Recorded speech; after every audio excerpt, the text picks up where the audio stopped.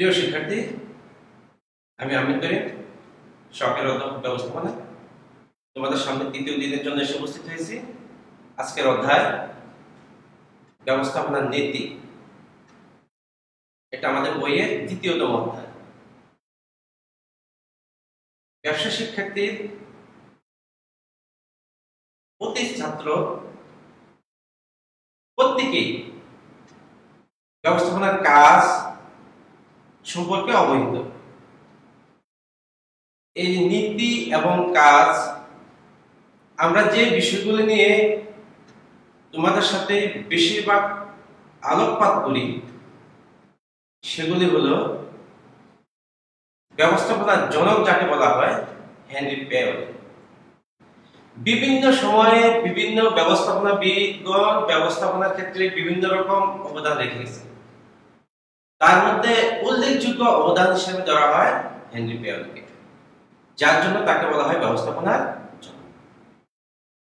আরেকটি নাম আছে, এই দুইটি নামের সাথে এমসিকিউতে আসতে দেখেছি তোমরা বিভিন্ন সময় একটু এলোমেলো করে ফেলো। FW Taylor.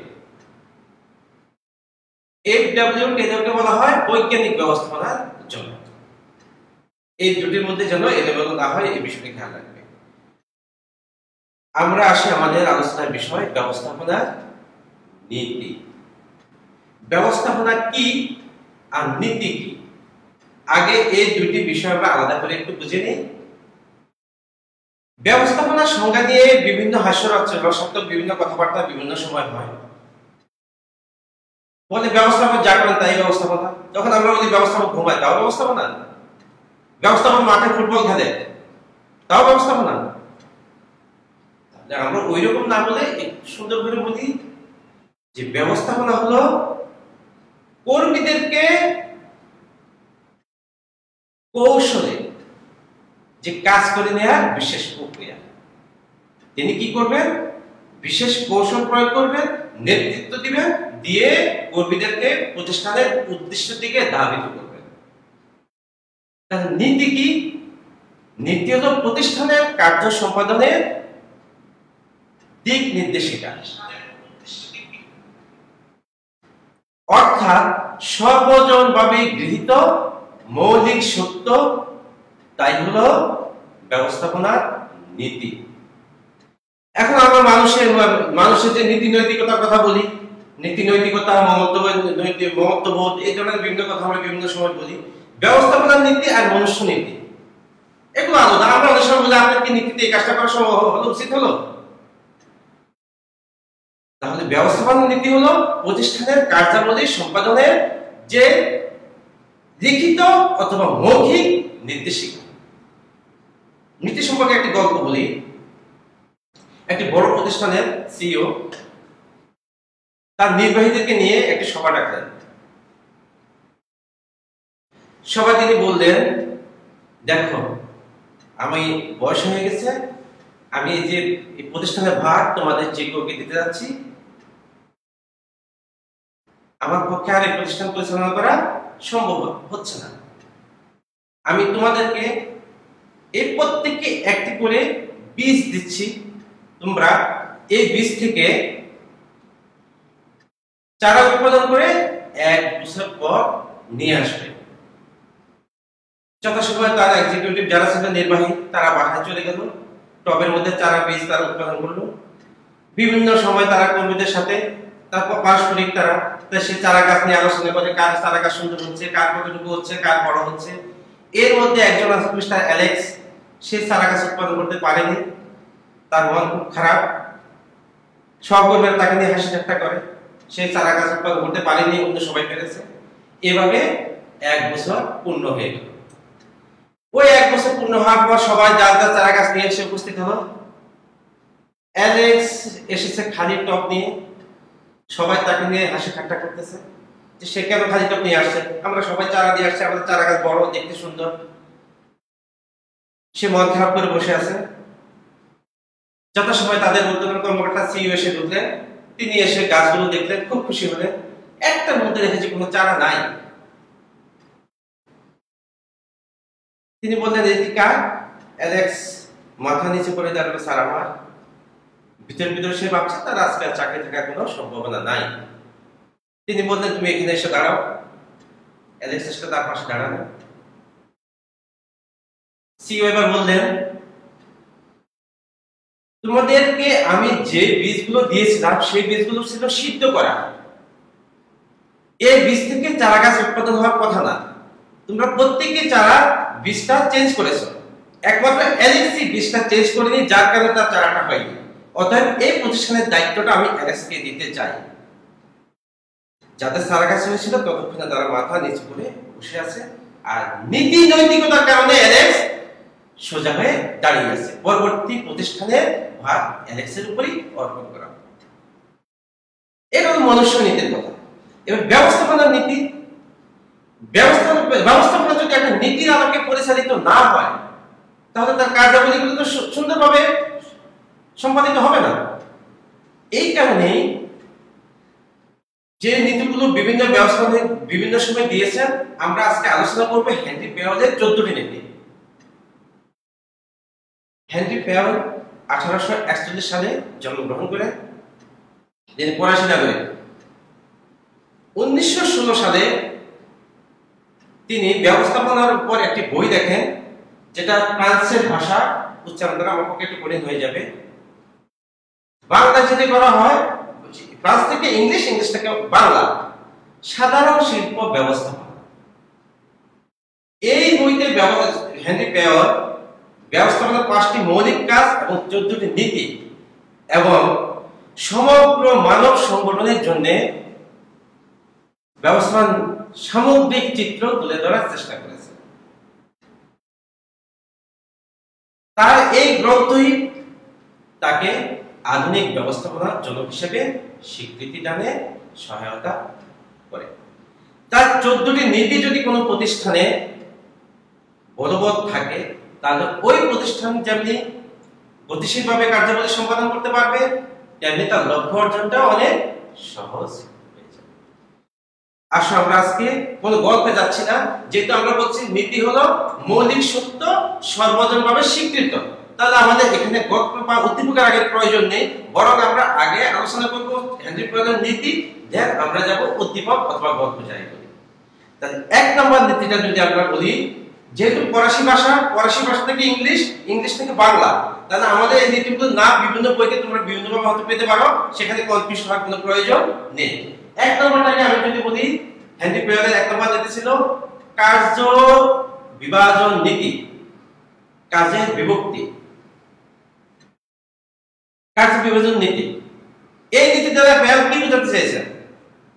তিনি বোঝাতে চাচ্ছেন যে প্রত্যেক কর্মীকে তার যোগ্যতা অনুযায়ী কাজ নির্দিষ্ট করে দিতে হবে। যে যে কাজের যোগ্য তাকে যদি সেই কাজে দেয়া হয় তাহলে সেই কাজটি সে অত্যন্ত দক্ষতার সাথে সম্পাদন করতে পারবে। 2 নম্বরে তিনি বলেছেন কর্তৃত্ব ও দায়িত্বের নীতি। যে প্রতিষ্ঠানে যে বিভিন্ন কর্মকর্তা থাকে, বিভিন্ন লেভেলের কর্মকর্তা কর্মরত থাকে, তাদের মধ্যে কর্তৃত্ব এবং দায়িত্ব নিতে হবে। এই ক্ষেত্রে আরেকটি বিষয় আছে, কর্তৃত্ব এবং দায়িত্বের সাথে ক্ষমতা। এই নীতিতে আলোচনা করার সময় আমি যখন ক্লাসে আলোচনা করতাম তখন আমি বলি, দেখো তোমাদের এই ক্লাসটা নেওয়ার জন্য আমাকে কর্তৃত্ব এবং দায়িত্ব দেওয়া হয়েছে, এখন তোমরা যে কথা বলে আমার ক্লাসটা নষ্ট করে দাও, তাহলে তাকে শাস্তি দেওয়ার ক্ষমতা আমার থাকতে হবে। তাহলে এই বিষয়টা হলো যে কর্তৃত্ব দায়িত্বের সাথে ক্ষমতার ভারসাম্য। ফ্যান বোঝাতে চেয়েছেন যে ব্যবস্থাপক তার অধস্থ কাউকে দায়িত্ব কর্তৃত্ব দিলেন, কিন্তু তার সাথে সেটা বাস্তবায়ন করার জন্য তাকে ক্ষমতাটুকু দিতে হবে।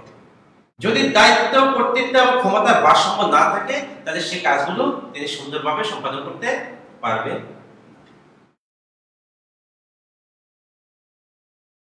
পরবর্তীতে তিনি বলছেন শৃঙ্খলা। প্রতিষ্ঠানে শৃঙ্খলা বজায় রাখতে হবে। তাহলে শৃঙ্খলা বজায় রাখবে কারা? প্রতিষ্ঠানে কর্মরত কর্মচারীরা। আর এই শৃঙ্খলা সৃষ্টি হবে কিভাবে?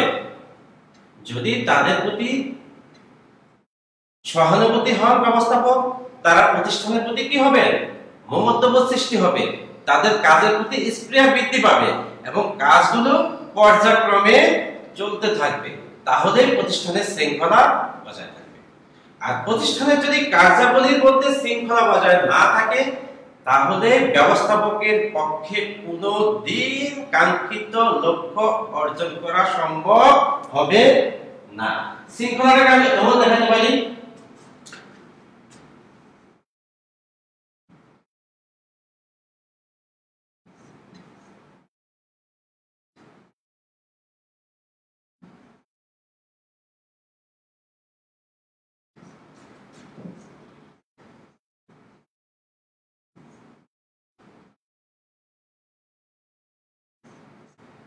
অর্থাৎ শৃঙ্খলা যদি থাকে তাহলে সুন্দরভাবে কার্য সম্পাদন হবে। কার্য সম্পাদন যদি হয় তাহলে ব্যবস্থাপক লক্ষ্য অর্জন করতে পারবে। তাহলে আমরা কয়টা নীতির কথা বললাম এ পর্যন্ত? কার্য বিভক্তি, দায়িত্ব ও কর্তব্য নীতি, শৃঙ্খলা নীতি। এবার আসুন দুটো নীতি একসাথে, আদেশের ঐক্য এবং নির্দেশনার ঐক্য। এই দুটির মধ্যে আবার প্যাচ লেগে যায়। আদেশের ঐক্য এবং নির্দেশনার ঐক্য বলতে কি বোঝায়? আদেশ হলো কর্মচারীরা শুধুমাত্র একজন ঊর্ধ্বতন কর্তৃপক্ষ থেকে আদেশ লাভ করে। যদি দুইজন ব্যক্তি তাদেরকে আদেশ প্রদান করে, তাহলে তারা কার আদেশটি আগে কার আদেশটি পরে পালন করবে তাদের মধ্যে দ্বিধা বিভক্তি দেখা দিতে পারে। এটাকে বলা হয় দ্বৈত অধীনতা। ফেয়র এই দ্বৈত অধীনতা পরিহার করার জন্য তিনি বলছেন যে কর্মচারীরা সর্বদা একজন ঊর্ধ্বতন ব্যক্তি থেকে আদেশ গ্রহণ করবে। নির্দেশনার ঐক্য। প্রতিষ্ঠান একটি লক্ষ্যকে সামনে নিয়ে তার কার্যাবলী পরিচালিত করে। ওই লক্ষ্যকে অর্জনের জন্য নির্দেশগুলো যেদিক থেকে আসুক সবার উদ্দেশ্য থাকবে সেই লক্ষ্যটা অর্জন। একাধিক নির্দেশনা, বিভিন্ন রকম নির্দেশনা যাই থাকবে না কেন, সেই লক্ষ্য থাকবে একটি। তার নির্দেশনা লক্ষ্য বলতে বোঝাবে যে সামগ্রিকভাবে প্রতিষ্ঠানের যে নির্দিষ্ট লক্ষ্য তা অর্জন করা। নেতৃত্বটা আসতে হবে, নির্দেশনা আসতে হবে সেই লক্ষ্যকে কেন্দ্র করে। তাহলে আদেশের লক্ষ্যটা হলো একজন ব্যক্তি থেকে আদেশ আসবে, আর নির্দেশনার লক্ষ্যটা হলো উদ্দেশ্যকে কেন্দ্রে, মূল উদ্দেশ্যকে কেন্দ্র করে কি হবে, কার্যাবলী পরিচালিত হবে এবং নির্দেশনা আসবে।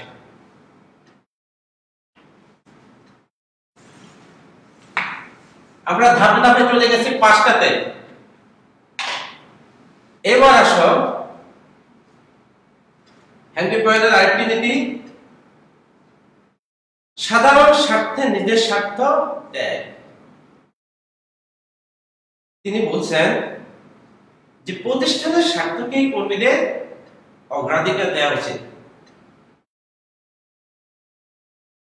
এই ক্ষেত্রে যদি নিজের কোনো ক্ষুদ্র স্বার্থ আসে তাহলে সেটি ত্যাগ করতে হবে, সেটি বাদ দিতে হবে, সেটি জলাঞ্জলি দিতে হবে।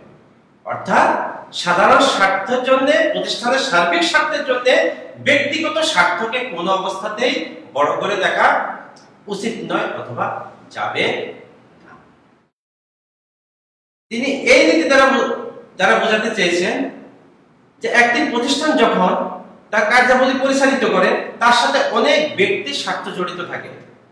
তাহলে নিজের কোনো ব্যক্তির বা কোনো কর্মীর ক্ষুদ্র স্বার্থের জন্য যেন প্রতিষ্ঠানের বৃহৎ স্বার্থ কোন অবস্থাতেই ক্ষুণ্ণ না হয়।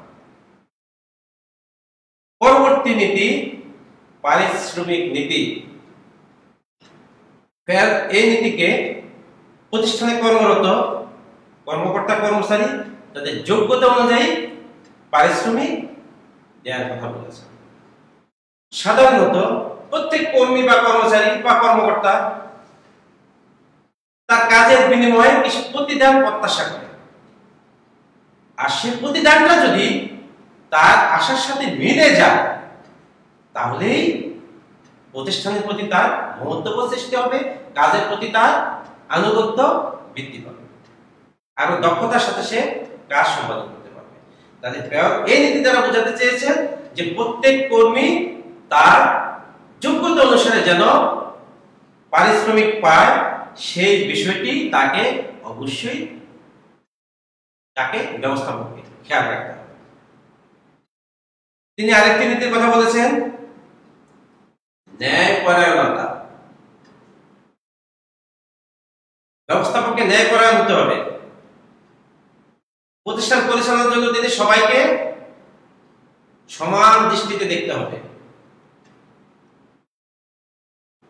আমি কিছুক্ষণ আগে একদম হয়তো বা 30 or 40 ক্লাসে আসার আগে একটা ভিডিও দেখছিলাম হঠাৎ করে, যে বিশ্বের সকল প্রধানমন্ত্রী বা প্রেসিডেন্ট যদি এমন হন, কেমন হন? জাস্টিস ট্রুডোর কথা তিনি, আমি দেখলাম যে ঢুকতেছেন সবার সাথে হ্যান্ডশেক করে, তার আগের ভিডিও, এবং তাজকে যে পাহারা দেওয়ার জন্য দুই পাশে দুইজন ব্যক্তি দাঁড়া আছে, ইভেন তাদের সাথে হ্যান্ডশেক করে তিনি তারপর রুমে ঢুকলেন, এবং সেখানে ক্যাপশন ছিল বিশ্বের সকল প্রধানমন্ত্রী বা প্রেসিডেন্ট যদি এমন হতেন।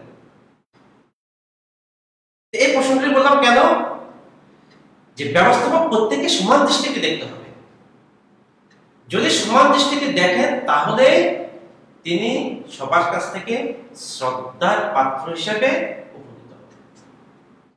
কাউকে যদি তিনি অসমান দৃষ্টিতে দেখেন, অন্যায় আচরণ করেন, তাহলে ওই কর্মীর ভিতরে তার প্রতি অশ্রদ্ধাবোধ সৃষ্টি হবে। এইভাবে আস্তে আস্তে প্রতিষ্ঠানে তার কাজের প্রতি মনোযোগ কমে যাবে। এই কারণে ব্যবস্থাপককে কি হতে হবে? ন্যায়পরায়ণ হতে হবে এবং প্রত্যেক কর্মীর প্রতি সমান দৃষ্টিতে তাকে আচরণ করতে হবে। সময় অনুবর্তিতা বা সময়, ব্যবস্থাপককে সময় জ্ঞান সম্পন্ন হতে হবে, যেন সঠিক সময়ে সঠিক কাজটি সম্পাদিত হয়। এবং এই সময় জ্ঞান চর্চা যদি তিনি কর্মীদের মধ্যে প্রয়োগ করতে পারেন, তাহলে যথাসময়ে তার কার্যাবলী সম্পাদিত হবে। এই সময় জ্ঞান সম্পন্ন সম্পর্কে যদি আমি বলি, একজন ব্যবস্থাপক যে কোনো একটা ম্যাগনা লিমিটেডে, সেটা হলো কোল্ড ড্রিঙ্কস উৎপাদনকারী প্রতিষ্ঠান। কোল্ড ড্রিঙ্কস বলতে আমরা যে কোল্ড ড্রিঙ্কস গুলো বুঝি, বিশেষ করে গরমকালে আমরা খেয়ে থাকি বিভিন্ন গরমের তৃষ্ণা নিবারণের জন্য, তিনি সে প্রতিষ্ঠানের ব্যবস্থাপক। এখন তার যদি সময় জ্ঞান না থাকে, শীতকালে যদি তিনি উৎপাদন বাড়ান কোল্ড ড্রিঙ্কসের, তাহলে ওটা প্রতিষ্ঠানের জন্য কি খুব মঙ্গলজনক কিছু হবে? অবশ্যই কোনোদিন মঙ্গলজনক ওই ব্যবস্থাপকের জন্য এটা হবে না। তাহলে সময় জ্ঞান বলতে যে সঠিক সময়ে সঠিক সিদ্ধান্ত গ্রহণ করা, প্রতিষ্ঠানের কাজগুলো সঠিক সময়ে সম্পাদিত করা, এই বিষয়গুলি যদি তার জ্ঞান থাকে, হ্যান্ডিক্যাপ, এই বিষয়ে বোঝাতে চেয়েছে যে ব্যবস্থাপককে অবশ্যই সময় জ্ঞান সম্পূর্ণ হতে হবে, এবং এই নীতিটি যদি ব্যবস্থাপনার প্রয়োগ করতে পারেন তাহলেই তার প্রতিষ্ঠানটি সফলভাবে কার্যাবলী সম্পাদিত করতে সক্ষম হবে। তিনি বলেছেন আরেকটি নীতি, জোড়াময় শিকল নীতি। এটা অনেক সময় দেখলাম ছাত্রদের একটু বুঝতে অসুবিধা হয়ে যায়। স্কেলার চেইন বা জোড়াময় শিকল নীতি বোঝায় যে তার অর্ডারগুলো পর্যায়ক্রমে উপরের থেকে নিচের দিকে যাবে, আবার নিচের থেকে উপরের দিকে যাবে, অর্থাৎ কেউ কাউকে ওভারটেক করবে না, কেউ কাউকে ওভারটেক করার কোনো সুযোগ নেই। অর্থাৎ দেখো এক্স ওয়াই জেড, যদি আমি বলি তিনজন ব্যক্তি একটা প্রতিষ্ঠানে, তাহলে জেড কখনো ওয়াই কে ওভারটেক করে এক্স এর কাছে যাবে না। তাহলে জোড়াময় শিকল বলতে ওয়াই জেড এর সাথে সম্পর্ক, এক্স ওয়াই এর সাথে সম্পর্কযুক্ত। একজন আরেকজনকে এক্স কখনো ওয়াই কে ওভারটেক করে জেড এর কাছে যাবে না, জেড কখনো ওয়াই কে ওভারটেক করে এক্স এর কাছে যাবে না। অর্থাৎ জোড়াময় শিকল নীতিটি হলো প্রতিষ্ঠানে যদি প্রচলিত থাকে তাহলে চেইন অফ কমান্ড যেটা, সেটা সুন্দরভাবে পালিত হবে, অর্থাৎ একজন আরেকজনকে মান্য করবে। আর যখনই মান্যতার কথা আসবে তখনই জবাবদিহিতার প্রশ্ন আসবে, আর জবাবদিহিতার কথা যদি আসে তখনই কার্য সম্পাদনটি সুন্দরভাবে সম্পাদিত হবে। এর পরবর্তী নীতিতে যদি আমরা আসি, উদ্বেগ। এই নীতিটি দ্বারা বোঝাতে চেয়েছেন যে প্রতিষ্ঠান গতানুগতিক পদ্ধতিতে যদি চলে তাহলে সবসময় তার কাঙ্ক্ষিত লক্ষ্য অর্জন করতে পারে। তাকে সময়ের সাথে সাথে তার পরিকল্পনা চেঞ্জ করতে হবে, নতুন নতুন উদ্যোগ গ্রহণ করতে হবে। সময় পরিবর্তনের সাথে সাথে উদ্যোগ গ্রহণ। আমি তোমাদের সামনে দাঁড়িয়ে আছি, সময় আমাদেরকে বাধ্য করেছে। যে ক্লাসটি ছিল ওপেন 200 ছাত্রের সামনে, সেখানে আমাদের আজকে সময়ের সাথে সাথে আমাদের যে ব্যবস্থাপক, এই প্রতিষ্ঠানের ব্যবস্থাপক, সেই ব্যবস্থাপক কি উদ্যোগ নিয়ে দেন? Online class. আর ব্যবস্থাপক বলতে আমি কাকে বোঝাতে যাচ্ছি এই প্রতিষ্ঠানে? অবশ্যই অধ্যক্ষ। তিনি এই প্রতিষ্ঠানের অধ্যক্ষ, তিনি এই প্রতিষ্ঠানের ব্যবস্থাপক। তাহলে উদ্যোগটা হলো কি, যে সময়ের সাথে সাথে যে আমার গতানুগতিক পদ্ধতিগুলো আমাকে বাদ দিতে হবে, বাদ দিয়ে আমাকে নতুন করে উদ্যোগ গ্রহণ করতে হবে। এই নীতি দ্বারা বোঝাতে চাচ্ছে যে প্রতিযোগিতামূলক ব্যবসায় জগতে যদি টিকে থাকতে হয় তাহলে সর্বদা নতুন নতুন উদ্যোগ নিয়ে ব্যবস্থাপককে অগ্রসর হতে হবে। এবার ফেওদের আরেকটি নীতি, একতাই বল। এই নীতি সম্পর্কে আমরা অনেক গল্প জানি। একতাই যে বল, একতাই শক্তি, যে একটি লাঠি খুব সহজে ভেঙে ফেলা যায়, কিন্তু 5টি লাঠি করলে সেটি আর সহজে ভাঙা যায় না। একতাই বল বলতে তিনি বুঝাতে চেয়েছেন যে প্রতিষ্ঠানে সকল কর্মচারী, সকল কর্মকর্তা সবাই উদ্দেশ্য কেন্দ্রিক এক থাকবে, তাদের দলগত প্রচেষ্টাটা হবে প্রতিষ্ঠানের লক্ষ্য অর্জন। আমি নীতিগুলো, যেহেতু আমাদের আগে যখন আমার ট্রেডিশনাল পদ্ধতি ছিল তখন আমাদের দেখা আসতো ব্যবস্থাপনার 14টি নীতি সংক্ষিপ্ত আলোচনা করো, তখন আমরা 14টি নীতি ধারাবাহিকভাবে দেখে যেতাম। ধারাবাহিক না হলে আমরা বলতাম যে একটু নাম্বারটা আমরা কম দিতাম। যেহেতু আমাদের এখন 14টি নীতি ধারাবাহিকভাবে দেখার কোনো স্কোপ নেই, এই জন্য আমার আলোচনাটা আমার ধারাবাহিক ছিল না। তবে এক একটা নীতি কিন্তু তোমার উদ্দীপকে এক একভাবে আসতে পারে। আমি কয়েকটা উদ্দীপক আছে, আমি উদ্দীপক আলোচনা করব নীতিগুলো সমাপ্তির পরে।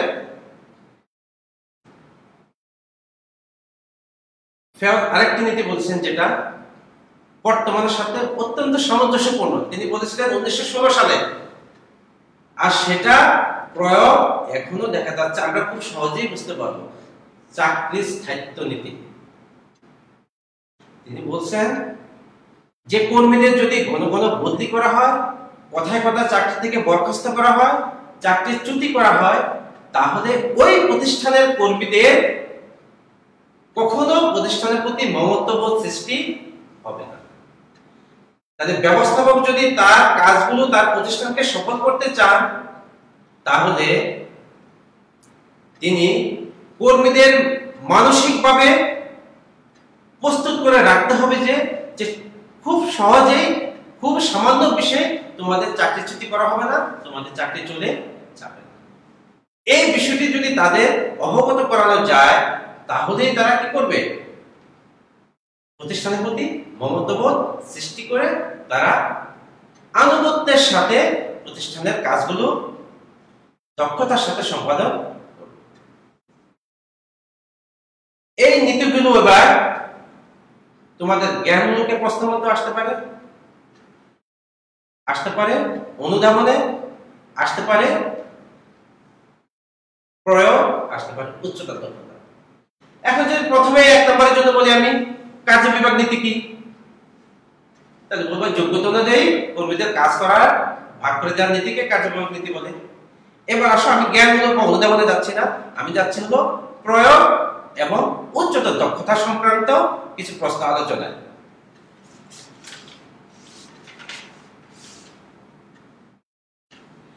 এবার শুনো একটি উদ্দীপক, তোমরা যাকে বলো জনাব সামাদ ডেপুটি গার্মেন্টসের ক্রয় ব্যবস্থাপক প্রতিষ্ঠানের পরিচালনা পর্ষদ কর্মকর্তাদের দক্ষতা ও কর্মকুশলতার প্রতি সম্মান দেখান। প্রতিষ্ঠানের স্বার্থে যে কোনো সিদ্ধান্ত নেওয়ার ক্ষমতা কর্মকর্তাদের দেয়া আছে। দাম তুলনামূলক কম হওয়ায় ক্রয় ব্যবস্থাপক জনাব সামাদ বিদেশ থেকে শীতের কাপড় আমদানি করেন, কিন্তু আমদানি করার কিছুদিনের মধ্যেই গরমকাল এসে যাওয়ার শীতের কাপড় বিক্রি কমে যায়, এতে ওই বছর কোম্পানি লোকসানের সম্মুখীন হয়। এবার আসো আমি তোমাকে প্রশ্ন করব, অর্থাৎ আমি প্রশ্ন সামারিটা আবার বলি, তোমরা সাউন্ডের কারণে বুঝতে পেরেছো কিনা। জনাব সামাজিক ক্রয় ব্যবস্থাপক, তাকে সমস্ত ক্ষমতা দেওয়া আছে, তাহলে তিনি সেই ক্ষমতার আলোকে কি করলেন, যে বিদেশ থেকে শীতের কাপড় নিয়ে আসলেন, এবং শীতের কাপড় নিয়ে আসার পর আমদানি করতে যেতে অনেক সময়ের পাওয়ার সময় ছিল, এবং আনার পর কিছুদিন পরে গরমকাল এসে যায় এবং সেগুলো বিক্রি কমে যায়, এতে দেখা যায় ওই বছর কোম্পানি লোকসানের সম্মুখীন হয়। এবার আসো আমার প্রশ্নটা হলো, উদ্দীপকে ব্যবস্থাপনার কোন নীতির প্রতিফলন পাওয়া যায়? জনাব সমাজের যে কাজটি উদ্দীপকে কোন নীতির সাথে প্রতিফলন পাওয়া যায়? আমি তোমাদের অনেকগুলো নীতি কথা বলেছিলাম, 14টি নীতি, যে একটা বাদও করতে পারে, আমি যেটা বলছি ধারাবাহিকভাবে আলোচনা করার প্রয়োজন নেই। যেহেতু সামাদ দেখলেন যে যদি উৎপাদন করতে যায় তাহলে তার যে খরচ পড়ে ওই মুহূর্তে বিদেশ থেকে যদি সে নিয়ে আসে তাহলে আর খরচ কম পড়ে, তাহলে বিদেশ থেকে নিয়ে আসাটা তার জন্য ওই মুহূর্তে প্রতিষ্ঠানের নীতিটি হলো, অনেকে হয়তো বুঝে বলছে আমি কি বলতে চাচ্ছি, উদ্যোগের নীতি। তিনি উদ্যোগ গ্রহণ করলে উৎপাদন না করে বিদেশ থেকে নিয়ে আসবেন, এটা তার উদ্যোগের নীতির প্রতিফলন। এখন আসো পরবর্তী প্রশ্ন যদি আমি বলি, প্রতিষ্ঠানটি লোকসানের জন্য ক্রয় ব্যবস্থাপনার যে গুণাবলী, এটা অন্যদিকে চলে গেছে অবশ্য। এবার আরেকটি উদ্দীপক আমি পড়ি, ঢাকা লিমিটেড একটি ভোগ্যপণ্য উৎপাদনকারী প্রতিষ্ঠান। আলম ও আবির সমপদে কর্মরত দুইজন কর্মী, তাদের বস জনাব সালাম এবং সালাম এর নিয়ন্ত্রণ কর্মকর্তা জনাব শামীম। অর্থাৎ আবির এবং আলম দুইজন কর্মী, তাদের ঊর্ধ্বতন কর্মকর্তা হলো সালাম এবং সালামের ঊর্ধ্বতন কর্মকর্তা হলো শামীম আহসান। কাজের দায়িত্ব নিয়ে আলম এবং আবিরের মধ্যে দ্বন্দ্ব দেখা দেয়। আমি একটু লিখে তোমাদেরকে বলতেছি, আলম আবির, তাদের বস সালাম, আর সালামের বস শামীম আহসান বা শামীম।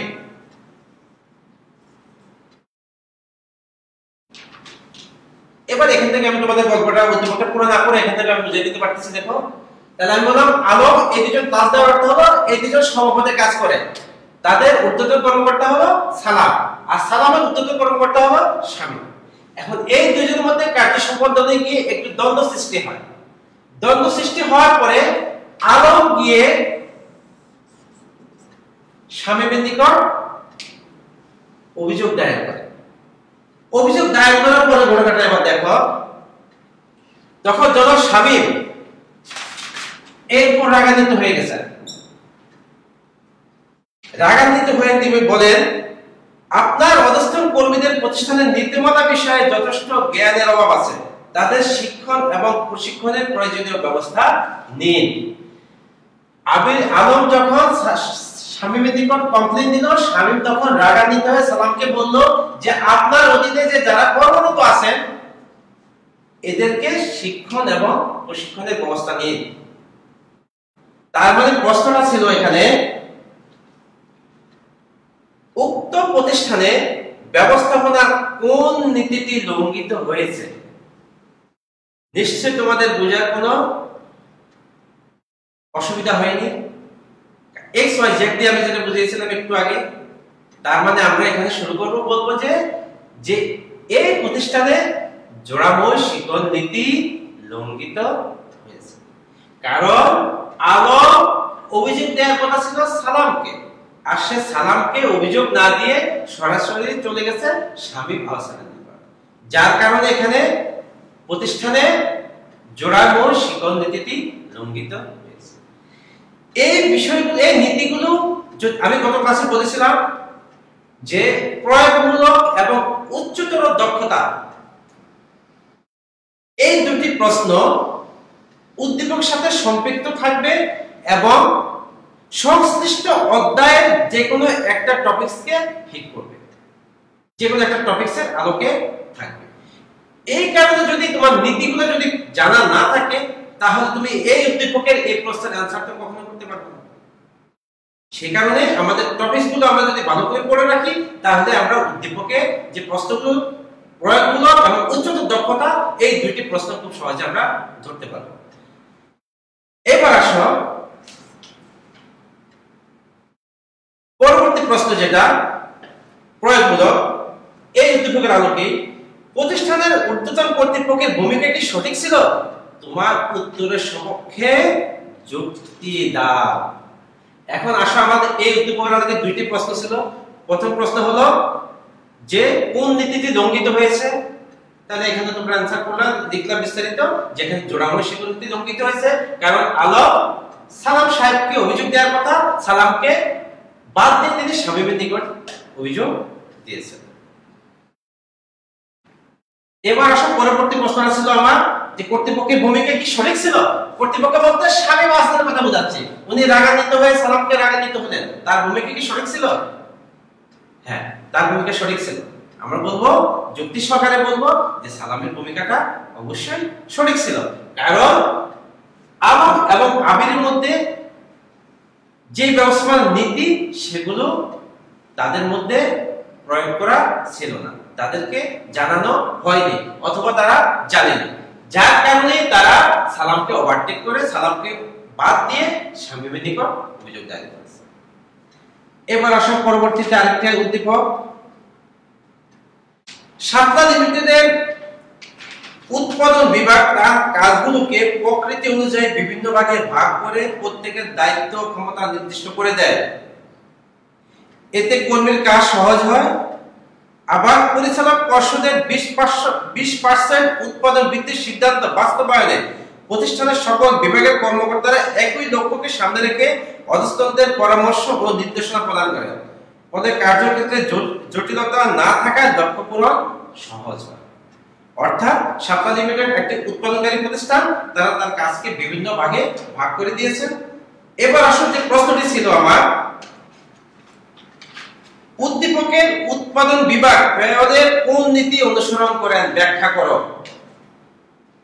আমি উদ্দীপকটা আমার নিজের মতো করে একটু বলি যে শাপলা লিমিটেড একটি উৎপাদনকারী প্রতিষ্ঠান, তার কাজগুলো তারা বিভিন্ন ভাগে ভাগ করে দিয়েছেন।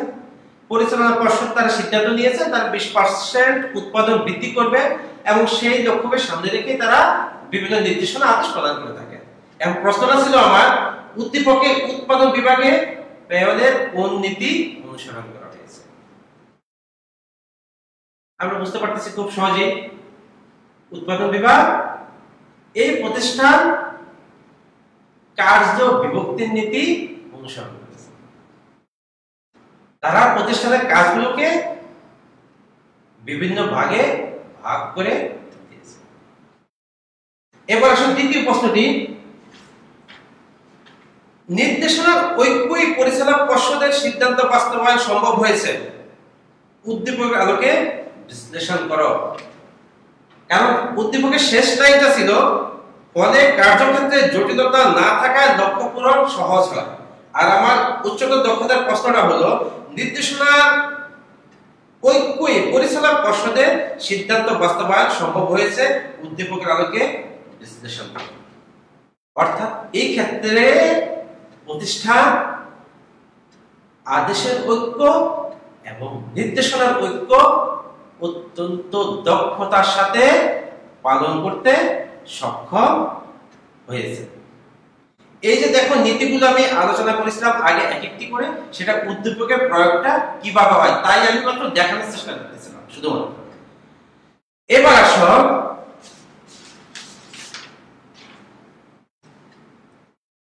জনাব তাসমিনা মিলি হেভেন গ্রুপের একজন ব্যবস্থাপক। তিনি অধস্তনদের সবাইকে একই দৃষ্টিতে দেখেন।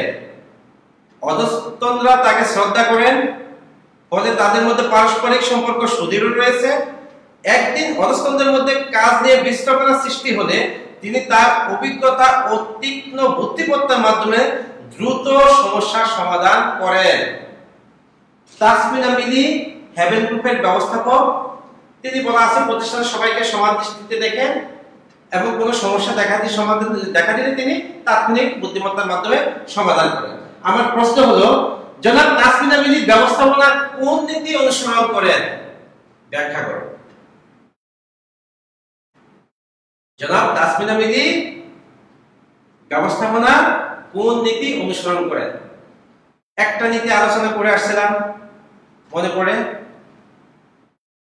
ন্যায়পরায়ণতার নীতি, যে ব্যবস্থাপককে প্রত্যেক কর্মীকে, কর্মরত প্রত্যেক ব্যক্তিকে সমান দৃষ্টিকোণ থেকে বিবেচনা করবে, কাউকে পক্ষপাত করে তিনি কোনো আদেশ নির্দেশ দিবেন না। তাহলে এই ক্ষেত্রে আমরা বলতে পারি যে তাসমিনা মিলি যে প্রতিষ্ঠানের ব্যবস্থাপক, তিনি সবাইকে সমান দৃষ্টিকোণ থেকে দেখেন। এখানে ন্যায়পরায়ণতার নীতিটি প্রতিষ্ঠিত হয়েছে। এরকম আরো বহু উদ্দীপক দেওয়া যাবে, 14 উদ্দীপক দিয়ে তোমাদেরকে এই নীতিগুলো প্রতিফলন করে দেখানো সম্ভব হবে। এখানে আসা এবার আমার পরবর্তীটি, উদ্দীপকের আলোকে জনাব তাসমিনা মিলিকে কি আদর্শ ব্যবস্থাপক বলা যায়?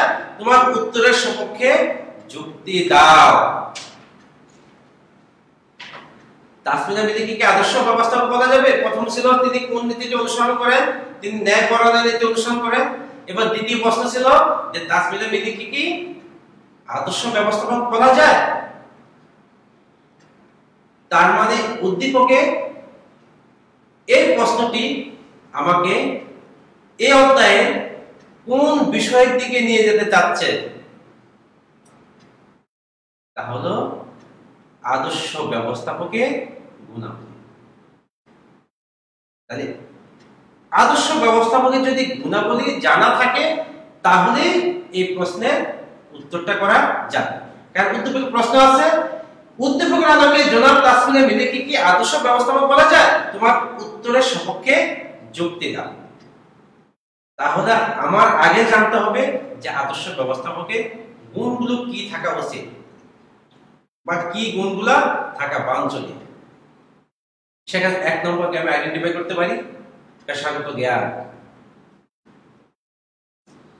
একজন ব্যবস্থাপকের পেশাগত জ্ঞান থাকতে হবে। এরই সাথে সাথে তার প্রাতিষ্ঠানিক জ্ঞানকেও অগ্রাধিকার দেওয়া হয়। কারণ তার পেশাগত জ্ঞানের সাথে সাথে যদি প্রাতিষ্ঠানিক জ্ঞান থাকে তাহলে তিনি প্রতিষ্ঠানকে দক্ষতার সাথে পরিচালনা করতে সক্ষম হবে। তাহলে আমরা যখন উদ্দীপকের প্রশ্নটি আমরা আলোচনা করব তখনই আমাদের জানতে হবে যে ব্যবস্থাপকের কিছু গুণ থাকা উচিত। সেই গুণের মধ্যে প্রথমটি আমি বললাম পেশাগত জ্ঞান। তাহলে আরেকটা গুণ বলতে পারি আমরা সততা ও ন্যায়পরায়ণতা। কারণ ইতিমধ্যে উদ্দীপকে আছে যে তাসমিনা মিলি সকল কর্মীকে সমান দৃষ্টিতে দেখেন এবং সবাই তাকে শ্রদ্ধা করেন। তাহলে আমরা আরেকটি গুণাবলী আমরা বলতে পারি সততা এবং ন্যায়পরায়ণতা। ব্যবস্থাপক যদি সততা এবং কর্মীদের প্রতি ন্যায়পরায়ণ হন তাহলেই কর্মীরা তাকে শ্রদ্ধা করবে, প্রতিষ্ঠানের প্রতি তাদের মমত্ববোধ সৃষ্টি হবে, কাজের প্রতি তাদের স্পৃহা বৃদ্ধি পাবে এবং তারা তাদের যে সর্বোচ্চ দক্ষতা সেই দক্ষতার বিকাশ করে তারা সেই কাজগুলো সম্পাদন করবে। তাহলে আমরা উদ্দীপক থেকে ঢুকে গেলাম কোথায়? ব্যবস্থাপকের গুণাবলী। কারণ এই গুণাবলীগুলো কি কি? একটা বললাম আমি পেশাগত জ্ঞান, একটা বললাম সততা ও ন্যায়পরায়ণতা, আসল দূরদর্শিতা। দূরদর্শিতা কি? অর্থাৎ ভবিষ্যতে আর কি ঘটনা ঘটতে পারে তাকে সেই দূরদর্শী জ্ঞান সম্পন্ন হতে হবে, যাতে তিনি যে কোনো সিদ্ধান্ত নিতে পারে যে পরবর্তীতে এই সিদ্ধান্ত যদি আমরা বাস্তবায়ন করতে যাই অথবা এই পরিকল্পনা যদি আমরা পরিকল্পনা বাস্তবায়ন করতে যাই তাহলে কি হবে কি হবে না, সেই দূরদর্শী জ্ঞান যদি থাকে তাহলে তাকে কি বলা যাবে? আদর্শ ব্যবস্থাপক বলা যাবে। ব্যবস্থাপনা চালাতে গেলে ব্যবস্থাপনা একটা সংগঠন, তাহলে তাকে সাংগঠনিক জ্ঞানের অধিকারী হতে হবে।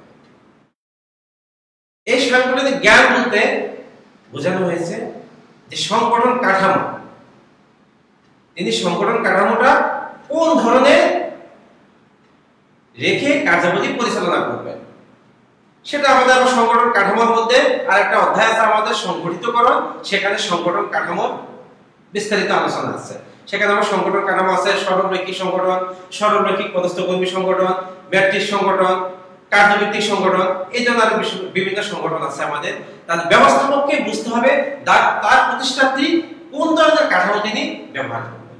সরলরৈখিক সংগঠন যদি হয় তাহলে তিনি পর্যায়ক্রমে তার যেই আদেশ নির্দেশ পর্যায়ক্রমে সেগুলো নিচের দিকে দাবিত করবেন। এবার আসা আরেকটি গুণ, প্রতিযোগী মনোভাব। ব্যবস্থাপকের এই জ্ঞানটি বিশেষভাবে থাকা প্রয়োজন, কারণ সমজাতীয় পণ্য উৎপাদকের প্রতিষ্ঠানের সাথে তার যদি প্রতিযোগী মনোভাব না থাকে তাহলে সে কখনো ভালো পণ্য উৎপাদন করতে পারবে না।